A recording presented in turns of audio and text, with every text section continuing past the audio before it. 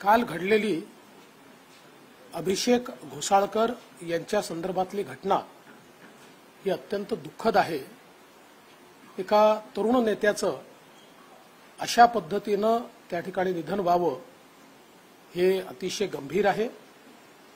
एकूणच या प्रकरणाला काही लोक राजकीय रंग देण्याचा प्रयत्न करतायत, ते देखील योग्य नाही।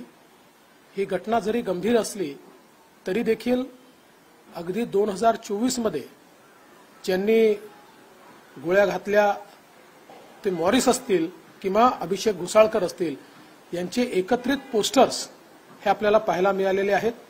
वर्षानुवर्ष ते एकत्रित काम करताना आपल्याला पाहायला मिळालेले आहेत।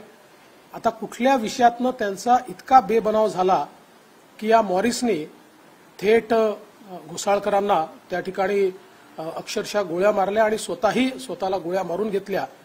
हा निश्चितपणे त्या ठिकाणी एक महत्त्वाचा विषय आहे, ज्याची चौकशी ही चाललेली आहे।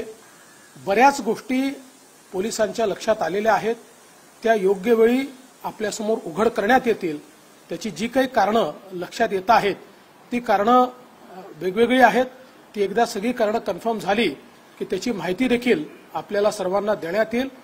माझी अपेक्षा एवढीच आहे की घटना गंभीर आहे, अशा घटनेचं राजकारण करणं हे योग्य नाही आणि या घटनेमुळे कुठेतरी कायदा आणि सुव्यवस्था संपलेला आहे वगैरे अशा प्रकारची विधानं करणं हे देखील चुकीचं आहे।